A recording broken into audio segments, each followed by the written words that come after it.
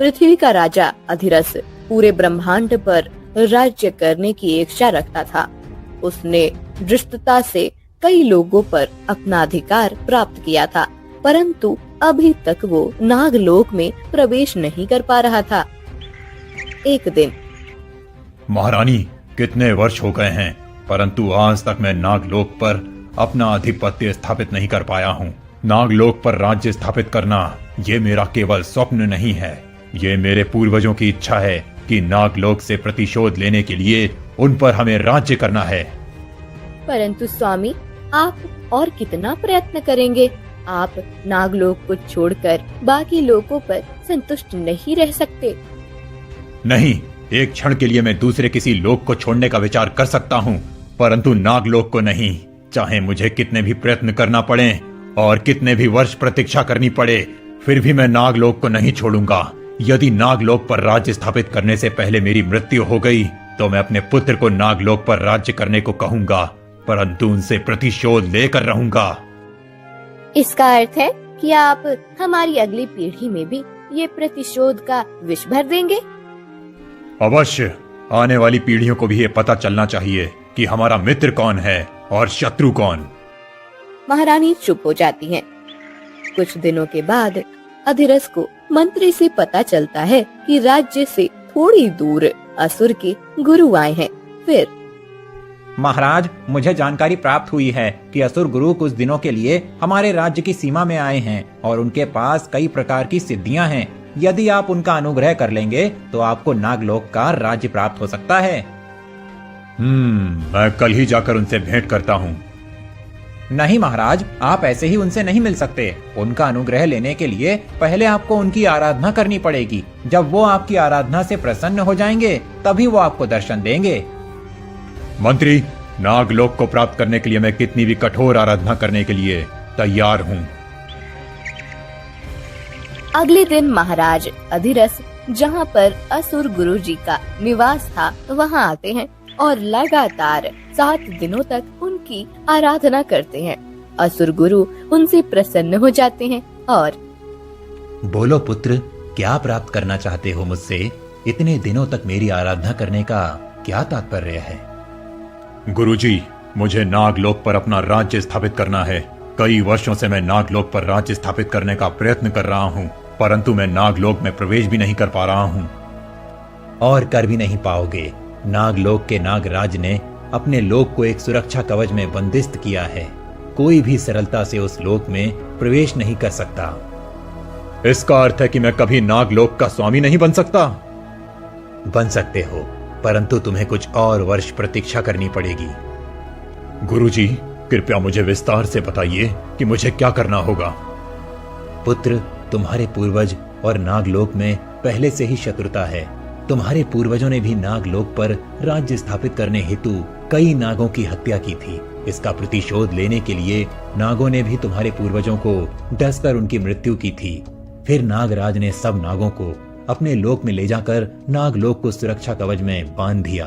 तुम्हारे लिए उस कवच को भेदना इतना आसान नहीं है।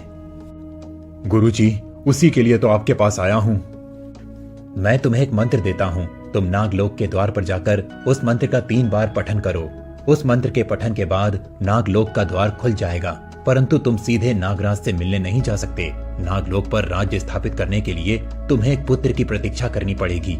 नागराज ने तुम्हें ऐसा श्राप दिया है कि जब तक उसका पुत्र नागलोक में वास कर रहा है तब तक तुम्हें पुत्र की प्राप्ति नहीं होगी। इसी कारण से उसने नागलोक को कवच में रखा है। इसका अर्थ है कि मुझे किसी भी प्रकार से नागलोक के राजकुमार को नागलोक से बाहर निकालना होगा। तुम्हें उस राजकुमार को नागलोक से पृथ्वी पर लाना होगा। नागलोक का वातावरण बहुत ठंडा रहता है। जब नागलोक का राजकुमार पृथ्वी पर आएगा तब पृथ्वी के तापमान में वो अपना रक्षण नहीं कर पाएगा और वो मृत्यु को प्राप्त हो जाएगा। अवश्य गुरुजी, आपका बहुत बहुत धन्यवाद। मैं शीघ्र ही नागलोक जाकर उसके राजकुमार को यहाँ ले आऊंगा। तुम ये बीन अपने पास रखो। जब तुम नागलोक में प्रवेश करोगे तब इस बीन को बजाना। इस मायावी बीन की ध्वनि से सभी नाग बेहोश हो जाएंगे। इससे तुम्हें राजकुमार को पृथ्वी पर लाने में सरलता होगी। असुर गुरु से मंत्र और आशीर्वाद लेकर महाराज अधिरस नागलोक के द्वार पर पहुंच जाते हैं।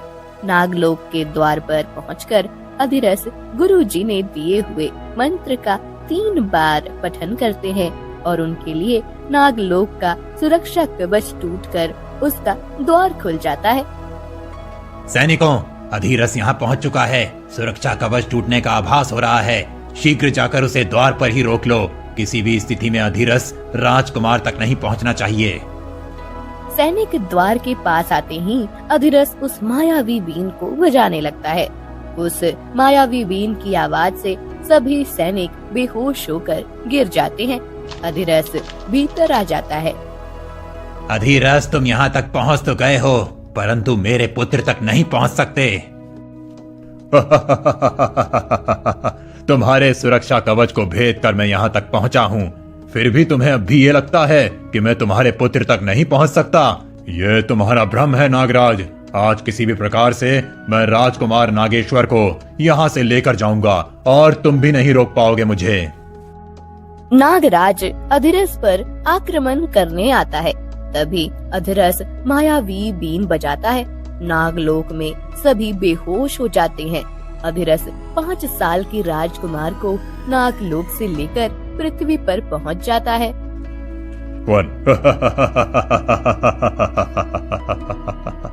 नागलोक के राजकुमार अब यहाँ पहुंच चुके हैं, जहाँ तुम मृत्यु को प्राप्त होने वाले हो। अभी मुझे अपने पुत्र की प्रतीक्षा करनी है। एक बार मेरा पुत्र जन्म लेगा, उसके बाद पूरा नागलोक मेरा हो जाएगा। अधिरस उस छोटे से राजकुमार को वहीं छोड़कर अपने महल चला जाता है। पृथ्वी के ताप से राजकुमार नागेश्वर का शरीर जलने लगता है। इस पृथ्वी पर तो कितना तप है। यदि मैं और कुछ समय इस तप में रहा तो मेरा अंत्य निश्चित है। इस दुष्ट राजा ने मेरे लोक को बेहोश करके मुझे यहाँ मरने के लिए छोड़ा है। ऐसे दुष्ट मनुष्य को तो कठोर से कठोर दंड प्राप्त होना चाहिए। कुछ करना होगा। क्या करूं, क्या करूं? तभी नागेश्वर को अपने पिता के बाद का स्मरण होता है। पुत्र, नागों को गर्मी सहन नहीं होती। यदि जीवन में कभी तुम्हें गर्मी का सामना करना पड़े तो तुम हमारे भगवान वासुकी का एक बार स्मरण करके ओम नमः शिवाय का जाप करना। वासुकी भगवान महादेव के गले में विराजमान हैं। उनके स्मरण और जाप से हमारे लिए गर्मी का तप सहन करना सरल हो जाता है। मैं जाप करना शुरू करता हूँ। फिर राजकुमार नागेश्वर वहीं बैठ जाता है और हाथ जोड़कर भगवान वासुकी का स्मरण करने लगता है। ओम नमः शिवाय, ओम नमः शिवाय, ओम नमः शिवाय। नागेश्वर बहुत देर तक जाप करता है और धीरे धीरे उसके शरीर का ताप कम होने लग जाता है। कुछ देर के बाद उसे गर्मी लगना बंद हो जाता है। उस दुष्ट अधिरस ने मेरे लोक पर आक्रमण करने हेतु सबको बहुत आहत किया है। अब मुझे उससे प्रतिशोध लेना ही होगा। कुछ दिन बीत जाते हैं। महारानी अधिरस को बताती हैं कि वो गर्भवती है। नागेश्वर अधिरस का महल ढूंढते हुए आगे बढ़ रहा होता है। एक दिन, महारानी, आपने गर्भवती होने का समाचार देकर मुझे सत्य में प्रसन्न कर दिया है। मुझे विश्वास है कि हमें अवश्य पुत्र की प्राप्ति होगी। एक बार मुझे पुत्र की प्राप्ति हो जाए, फिर देखना मैं उस नागलोक पर आक्रमण करके कैसे उस पर अपना अधिकार प्राप्त करता हूँ। अब आखिरकार आपका स्वप्न पूर्ण हो जाएगा। इसीलिए आपका बहुत बहुत आभार। आपके ही कारण मेरा ये स्वप्न पूर्ण होने वाला है। इधर नागेश्वर अधिरस के महल पहुंच जाता है और उसकी और महारानी की बातें सुन लेता है। मैं कभी भी तुम्हारा ये स्वप्न पूर्ण नहीं होने दूंगा। महाराज अधिरस, तुम कभी मेरे नागलोक पर अपना अधिकार नहीं कर सकते। रात हो जाती है और नागेश्वर वायु रूप लेकर महारानी के गर्भ में प्रवेश करता है। कुछ महीनों के बाद महारानी की प्रसूति हो जाती है। वाह वाह महारानी वाह, आखिर मुझे पुत्र रत्न की प्राप्ति हो ही गई। अब मेरा नागलोक पर अधिकार करने का स्वप्न शीघ्र ही पूर्ण हो जाएगा। अधिरस बहुत खुश हो जाता है। वो नागलोक पर आक्रमण करने की तैयारी करने लगता है। तभी असुर गुरु वहाँ पधारते हैं। क्या कर रहे हो आधिरस? गुरुजी, आपने ही कहा था ना कि मुझे पुत्र की प्राप्ति होने के बाद मैं नागलोक पर अपना अधिकार कर पाऊंगा, इसीलिए वहां आक्रमण करने की तैयारी कर रहा हूं। इतने अधीर मत बनो आधिरस, अभी आक्रमण का समय नहीं आया है। तुम स्वयं नागलोक पर आक्रमण नहीं कर पाओगे। तुमने भले ही सुरक्षा कवच को भेद दिया है, परंतु तुम्हारा पुत्र ही नागलोक पर अपना अधिकार जमा पाएगा। यही नियति है। तुम्हें तुम्हारे पुत्र के 18 साल पूर्ण होने की प्रतीक्षा करनी पड़ेगी। जब वो 18 वर्ष का हो जाएगा, उसके बाद तुम उसे नागलोक पर आक्रमण करने के लिए भेज दो। तब तक तुम उसे सभी युद्ध कलाओं में निपुण कर दो। जैसी आपकी आज्ञा गुरुजी। इतने वर्ष प्रतीक्षा की है, कुछ और वर्ष सही। मैं नहीं तो मेरा पुत्र उस नागलोक का राजा बन पाएगा। मुझे उसी में संतुष्टि है। मेरी आने वाली पीढ़ियां नागलोक की स्वामी बन जाएंगी और सभी नाग उनके गुलाम। कुछ सालों के बाद मेरा स्वप्न पूर्ण हो जाएगा। साल बीतने लगते हैं। अधिरस अपने पुत्र को सभी युद्ध कला खुद सिखाने लग जाता है। वो अपने पुत्र के मन में नागलोक के प्रति इतना विष घोल देता है कि वो नागलोक को शत्रु मानने लग जाता है। 18 साल बीत जाते हैं और फिर पुत्र, आज तुम 18 साल के हो गए हो। मैं कब से इस दिन की प्रतीक्षा कर रहा था। मैं अब तुम पर एक बहुत बड़ा दायित्व सौंपने वाला हूँ। अवश्य पिताश्री, आपके दिए हुए कार्य को पूर्ण करना मेरा तो सौभाग्य है। पुत्र, तुम नागलोक जाकर वहाँ के स्वामी नागराज को बंदी बनाकर यहाँ ले आओ। मैं चाहता हूँ कि नागराज हमारा गुलाम बने और तुम नागलोक के स्वामी बन जाओ। मैंने अपने इतने वर्ष इसी प्रतीक्षा में काटे हैं कि कब तुम अपने 18 साल पूर्ण कर लोगे और मैं अपना प्रतिशोध पूरा करूंगा। इसीलिए मैंने तुम्हें सभी युद्ध कलाएं सिखाई हैं पुत्र। जी पिताश्री, मैं अवश्य नागराज को यहाँ लेकर आऊंगा और आपके सामने खड़ा करूंगा। अधिरस अपने पुत्र को नागलोक जाने का मार्ग बताता है। राजकुमार नागलोक पहुंच जाता है और नागराज को बंदी बनाकर अधिरस के राजमहल में ले आता है। नागराज को बंदी बना देख अधिरस अपने सिंहासन से उठकर नीचे आ जाता है। वो क्षण आ ही गया। आओ मेरे पुत्र, आओ। ये दृश्य देखने के लिए मेरी आंखें तरस गई थी। नागराज को इस प्रकार से बंधा हुआ देखना मेरे लिए स्वप्न के समान ही था। देखा मंत्री, मेरे पुत्र ने मेरे लिए आज वो कार्य किया है जो आज तक मैं नहीं कर पाया। जी महाराज, राजकुमार वीर हैं। उन्होंने अपनी वीरता और शौर्य का अद्भुत प्रदर्शन किया है। हाँ, मेरे इतने वर्षों के प्रतिशोध और प्रतीक्षा का फल मुझे मिला है। आज मेरे पूर्वज स्वर्ग में आनंद से झूम रहे होंगे। उनके वर्षों पुराने शत्रु को उनके वंशज ने परास्त कर दिया है और पूरे नागलोक पर अपना अधिकार स्थापित कर दिया है। पिताश्री, आप बताइए कि इस नागराज के साथ क्या किया जाए। मुझे तो लगता है कि इन्हें बंधनों से मुक्त कर दूं। उसके बाद वो आपके दास बनकर आपके लिए हर कार्य करेंगे। अवश्य पुत्र, तुम इसे पराजित करके लाए हो तो इसे क्या दंड दें, यह निश्चित करने का अधिकार भी तुम्हारा है। ठीक है, तो मैं इन्हें बंधन से मुक्त करता हूँ। राजकुमार नागराज को बंधन से मुक्त करता है और कहता है, पिताश्री, आपको राज्य सिंहासन पर बैठना चाहिए। यहाँ ऐसे सबके बीच खड़ा रहना एक राजा को शोभा नहीं देता। अवश्य पुत्र। अधिरस ऐसा कहकर राज सिंहासन की ओर चलने लगता है। तभी झट से नागराज नागरूप लेकर सिंहासन पर जाकर बैठ जाते हैं। ये क्या उपहास है नागराज, तुम मेरे सिंहासन पर क्यों बैठे हो? ये तुम अपने पुत्र से ही पूछो। पुत्र, नागराज ये क्या बोल रहा है? ये सत्य बोल रहे हैं पिताश्री। मैंने उन्हीं से कहा था कि राज्य सिंहासन पर जाकर बैठें। ये तुम क्या बोल रहे हो? तभी राजकुमार अपना असली नागेश्वर का रूप धारण कर लेता है। उस नागेश्वर को देखकर मंत्री और अधिरस दोनों चौंक जाते हैं। ये क्या?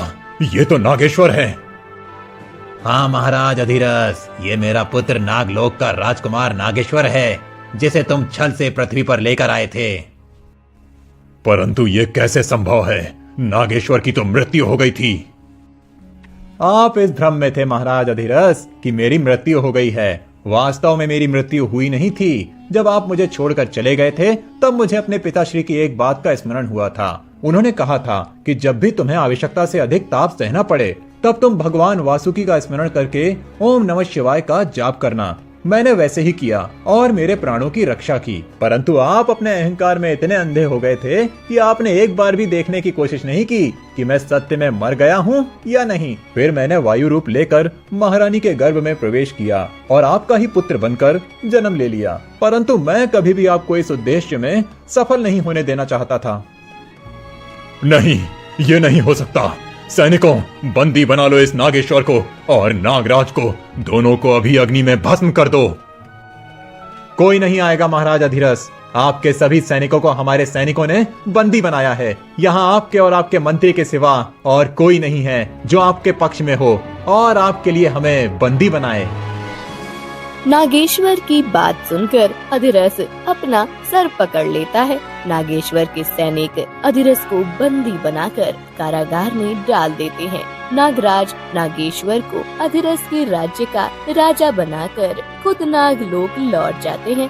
अधिरस जैसे दुष्ट राजा के राज्य को नागेश्वर बड़े ही प्रेम भाव से अपना बनाता है और प्रजा का रक्षण करता है।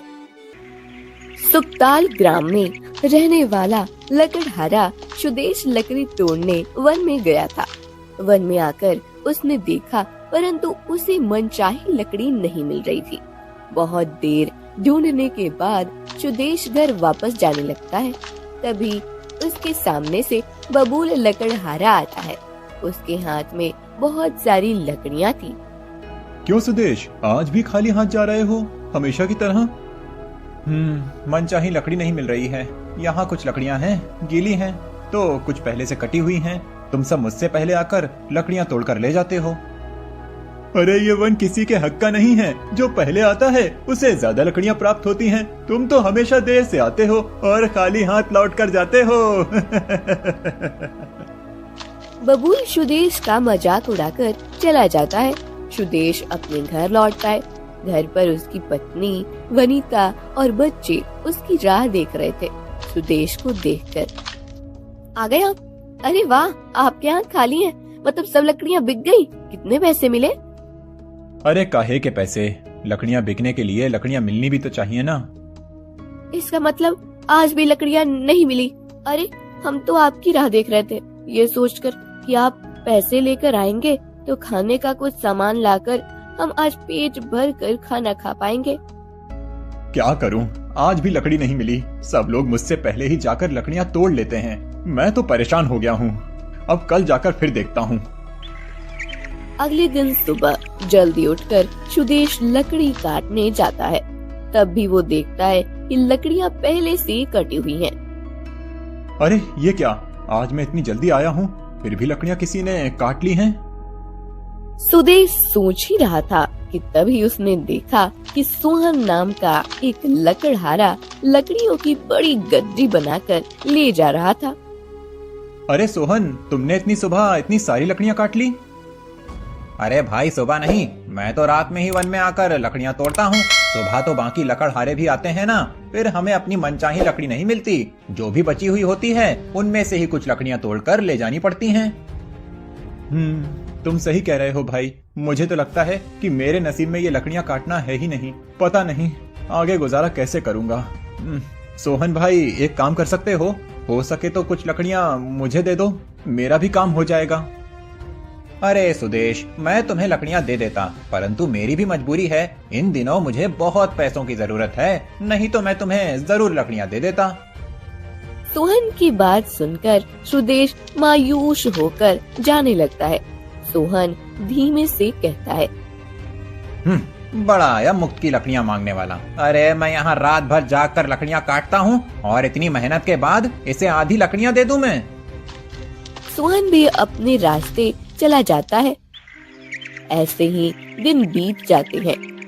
कई दिनों तक सुदेश को लकड़ियां नहीं मिलती। उसके घर में खाने का सभी खाना खत्म होने लगता है। सुनिए जी, घर में खाने का सामान खत्म हो रहा है। बस कल तक हम खाना खा सके उतना ही अनाज बचा है। अब अगर आपने जल्दी लकड़ी नहीं बेची तो हमें भूखा रहना पड़ेगा। नहीं वनिता, मुझे तुम सबकी भूख मिटाने के लिए अब कुछ ना कुछ तो करना पड़ेगा। सुदेश घर से बाहर चला जाता है। वो अपनी कुल्हाड़ी कंधे पर रखकर चलकर आगे जा रहा होता है कि तभी वो देखता है कि एक मनुष्य जमीन पर बैठा हुआ है। उसके कपड़े देखकर सुदेश समझ जाता है कि वो किसी राज्य का राजा है। सुदेश उसके पास जाता है। क्या हुआ है आपको महाराज? मैं शिकार पर निकला था, तभी चलते समय मेरा पैर इस कांटे के फंदे में फंस गया है। फंदा ऐसा कसा है कि मैं अपना पैर निकाल नहीं पा रहा हूँ। खून भी आने लगा है। महाराज, किसी ने जानवर का शिकार करने के लिए ये फंदा कसा होगा, पर गलती से इसमें आपका पैर फंस गया। महाराज, आप चिंता मत कीजिए, मैं आपके पैर इस फंदे से निकालकर उस पर पट्टी बांध देता हूँ। सुदेश राजा के पैर का कांटा निकालकर उस पर पट्टी बांध देता है। फिर महाराज, अब आप कैसे जाएंगे? मेरा घोड़ा थोड़ी दूर एक पेड़ से बंधा है। मैं शिकार ढूंढने के लिए चलकर आ गया था। तुमने मेरी सहायता की, इसीलिए तुम्हारा बहुत बहुत धन्यवाद। नहीं महाराज, मैंने कोई बड़ा कार्य नहीं किया है। नहीं, यदि तुम समय पर नहीं आते तो पता नहीं मुझे कब तक ऐसे ही बैठना पड़ता और मेरे शरीर से खून जाने के कारण मुझे कमजोरी हो जाती। कौन हो तुम? मैं यहीं पास के गांव में रहने वाला सुदेश हूँ। मैं एक अभागी लकड़हारा हूँ जो अपने परिवार की पेट की भूख नहीं मिटा सकता। ऐसा क्यों कह रहे हो? क्या बताऊं महाराज, मेरे गांव में बहुत सारे लकड़हारे हैं। सभी मुझसे पहले जाकर लकड़ियां काट लेते हैं। मुझे अच्छी लकड़ियां नहीं मिलती। जो मिलती हैं उसे काट कर ले आता हूं, उसका अच्छा दाम नहीं मिलता। परिवार और गरीबी की चक्की में मैं पिस गया हूं। आज अगर मैंने धन प्राप्त नहीं किया तो कल घर में सबको भूखा रहना पड़ेगा। यहाँ से थोड़ी दूर उत्तर दिशा में मेरा एक वन है जहाँ बहुत सारे पेड़ हैं। तुम आज से वहाँ जाकर लकड़ी काटो। वहाँ दूसरा कोई लकड़ी काटने नहीं आता। आपका मुझ पर बहुत उपकार है महाराज। आपकी इस उदारता के कारण मेरे परिवार को भूखा नहीं सोना पड़ेगा। महाराज अपने महल लौट जाते हैं। सुदेश महाराज के वन में लकड़ी काटने जाता है। वो एक पेड़ को काटने के लिए कुल्हाड़ी मारता है, परंतु पेड़ नहीं कटता। सुदेश दूसरे पेड़ के पास जाता है, लेकिन वो पेड़ भी नहीं कटता। अरे ये क्या, मैंने तो कल ही कुल्हाड़ी की धार निकाली थी, फिर भी ये पेड़ नहीं कट रहे। महाराज ने मुझे इस वन में आकर लकड़ी काटने की अनुमति तो दे दी, परंतु अगर ये लकड़ी कटी नहीं तो मैं क्या करूँगा? आखिर ये लकड़ी कट क्यों नहीं रही है? तभी वहाँ एक ऋषि आते हैं। ये लकड़ी ऐसे ही नहीं कटेगी पुत्र, इस वन को मेरा रक्षण है। बाबा, वन को रक्षण की क्या आवश्यकता है? पुत्र, जब मनुष्य अपने स्वार्थ के लिए बिना सोचे समझे और आवश्यकता से अधिक पेड़ों को काटता है तो पर्यावरण का संतुलन बिगड़ जाता है। हमें सदा अपनी आवश्यकता के अनुसार ही पेड़ काटना चाहिए। मैंने कई लकड़हारों को देखा है जो पेड़ों को सीधे पशु के समान काटते हैं। उन्हें ये विचार करना चाहिए कि पेड़ों पर कई पंछी अपने घर बनाकर रहते हैं। ऐसे पेड़ों को काटना नहीं चाहिए। इसीलिए मैंने इस वन को अपना रक्षण दिया है। परंतु बाबा, मुझे पेड़ काटने की बहुत अधिक आवश्यकता है। यदि मैंने लकड़ी नहीं बेची तो मेरा परिवार भूखा मर जाएगा। सुदेश अपनी पूरी व्यथा ऋषि को बता देता है। तुम्हारे परिवार के लिए मैं तुम्हें वन मुक्त करके देता हूँ, परंतु स्मरण रहे कि तुम सदा जरूरतमंदों की सहायता करोगे। अवश्य ऋषि। सुदेश बहुत सारी लकड़ियाँ काट कर ले जाता है। उस दिन उसकी सारी लकड़ियाँ बिक जाती हैं और उसे अच्छे धन की प्राप्ति होती है। वो घर आते समय खाने का सामान और बाकी जरूरत की चीजें लेकर आता है। ये लो, मैं जरूरत की सारी चीजें लेकर आया हूँ। अरे वाह, लगता है आज आपको लकड़ियाँ मिल गई। अरे पूछो मत, आज मुझे केवल लकड़ियाँ नहीं, पेड़ों से भरा हुआ वन मिल गया है। क्या, पूरा वन? हाँ। फिर सुदेश वनिता और बच्चों को महाराज से भेंट की सारी वारदात बता देता है। सुदेश को अब लकड़ी काटने के लिए दिक्कतों का सामना नहीं करना पड़ेगा। ये सुनकर सबको बहुत खुशी होती है। उस दिन के बाद से सुदेश रोज लकड़ी काटकर बेचने लगता है।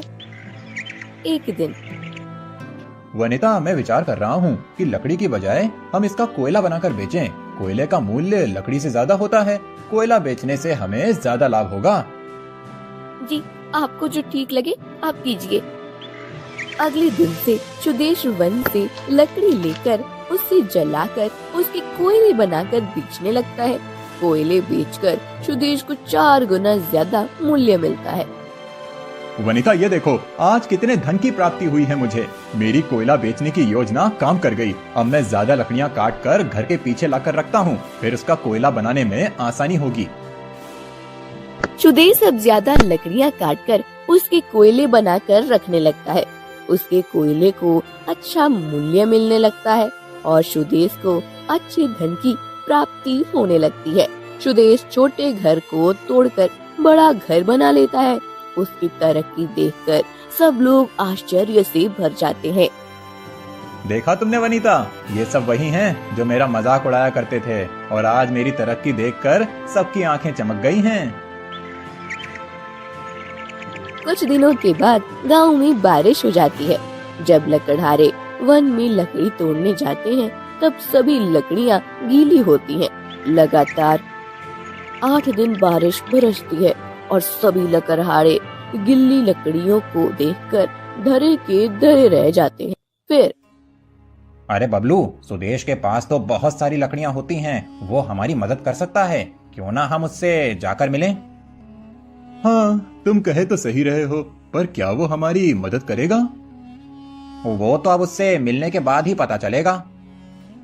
सभी लकड़हारे सुदेश को आकर मिलते हैं और अपनी परेशानी के बारे में बताते हैं। जब मेरे पास लकड़ियों की कमी होती थी तब तो तुम लोग मेरा मजाक बनाते थे और अब मुझसे ही लकड़ियां मांगने आए हो। शर्म नहीं आती तुम लोगों को? नहीं दूंगा मैं लकड़ियां, मुझे उसका कोयला बनाना है। सुदेश सबको उल्टा सीधा बोलकर भगा देता है। कुछ दिनों के बाद सुदेश उसके वन में जाता है। अब तो ज्यादा पेड़ नहीं बचे हैं, इन्हीं पेड़ों को तोड़ ले जाता हूँ, बाकी बाद में देख लेंगे। सुदेश लकड़ियाँ तोड़कर घर ले आता है। कुछ लकड़ियाँ अंदर से गीली होती हैं, इसलिए वो ठीक से जलती नहीं और उसका कोयला नहीं बनता। ये लकड़ियाँ जल नहीं रही हैं, इन्हें ऐसे ही तोड़कर बेचता हूँ। फेंक देने से तो अच्छा है कि इसका कुछ तो दाम मिले। जी, हमारे गांव के लकड़हारे बहुत परेशान है। सोहन भैया की माँ बता रही थी कि इतनी तेज बारिश में सभी पेड़ अंदर तक भीग गए हैं। अब तक उसकी लकड़ी सूखी नहीं है। तो मैं क्या करूं? मैं कह रही थी कि अगर हम उनकी कोई मदद कर दे तो। मैं क्या मदद कर सकता हूं उनकी? आप जिस वन से लकड़ी तोड़ कर लाते हैं उस वन से अगर वो सब भी लकड़ियाँ लाएं तो उन्हें कुछ तो धन प्राप्त होगा। अरे, अब उस वन में लकड़ियां नहीं हैं। 2-3 पेड़ बचे थे, उसकी लकड़ी तोड़कर मैं ले आया हूँ। अब उनके लिए वहाँ कुछ नहीं है। और हाँ, मत भूलो कि ये सब वही हैं जिन्होंने मेरे बुरे समय में मेरा साथ नहीं दिया था। उन्होंने जो किया वो किया, पर अगर हमने भी वैसे ही किया तो उनमें और हमें फर्क क्या रह जाएगा? मुझे मत सिखाओ तुम, मुझे किसके साथ क्या करना है। हाँ, बड़ी आई अकल सिखाने वाली। सुदेश कोयला और जो लकड़ियां जली नहीं थी उन्हें भी बेचने ले जाता है। उसके पास एक बड़ा जौहरी आता है। अरे भाई, मुझे ये लकड़ियां चाहिए, कितना मूल्य है इसका? मान्यवर, अब मूल क्या लगाऊं इस लकड़ी का? ये तो आधी गीली है, आप जो चाहें दे दीजिए। आज तक तो मैं इसका कोयला बनाकर बेच रहा था, पर ये गीली थी, इसीलिए कोयला नहीं बना, तो सोचा कि ऐसे ही बेच दूं। आप इसका कोयला क्यों बनाते थे? अरे, मैंने अपनी बुद्धि का बहुत अच्छा उपयोग किया है। कोयले का मूल्य लकड़ी से अधिक होता है, इसीलिए मैंने कोयला बनाकर बेचा था। क्षमा करें, परंतु मैंने आप जितना मूर्ख आज तक नहीं देखा है। मैं आपको मान्यवर कहकर सम्मानित कर रहा हूँ और आप मुझे मूर्ख कह रहे हैं? मूर्ख नहीं कहूँ तो क्या कहूँ, आपको तो पता ही नहीं है इस लकड़ी का मूल्य क्या है। अरे, जिन लकड़ियों को जलाकर आज तक आपने कोयला बनाया वो सुगंधित चंदन की लकड़ी थी, जिसका मूल्य इस कोयले से कई गुना अधिक होता है। क्या आप सत्य कह रहे हैं? हाँ, मैं एक जोहरी हूँ। जिस प्रकार हीरे और सोने की परख रखता हूँ, उसी प्रकार इस चंदन की लकड़ी को उसकी सुगंध से पहचान सकता हूँ। आपने अपनी बुद्धि का अपार प्रदर्शन करके इतनी मूल्यवान लकड़ी को नष्ट कर दिया। यदि आप इसे कोयला ना बनाते तो आज लखपति बन जाते। शांताराम सुदेश का उपहास करते हुए चला जाता है। अरे, ये क्या कर दिया मैंने? मेरी मत मारी गई थी जो मैं उस लकड़ी को पहचान नहीं पाया। हे भगवान, अब मैं क्या करूं? तभी वहाँ ऋषि आते हैं। ऋषिवर, ये मेरे साथ क्या हो गया? जहाँ मुझे उस लकड़ी का कई गुना ज्यादा मूल्य प्राप्त होने वाला था, वहीं मैंने उसका मूल्य आधा कर दिया। ये सब तुम्हारी भूख के कारण हुआ है। तुम्हें अपना परिवार चलाने के लिए धन की आवश्यकता थी, परंतु बाद में तुम्हारी ये आवश्यकता लोभ में बदल गई। मैंने तुम्हें पहले ही कहा था कि तुम अपने आसपास के लोगों की सहायता करोगे तो तुम्हें कभी किसी वस्तु की कमी नहीं होगी, परंतु तुमने अपने घमंड में आकर उनकी सहायता नहीं की। इसी कारण से ये सब हुआ है। अब उस वन में एक भी पेड़ नहीं बचा जिसका तुम उचित लाभ उठा सको। ऋषिवर की बात सुनकर सुदेश सर पर हाथ मारे बैठ जाता है। उसे अपने मूर्खता पर अफसोस होने लगता है।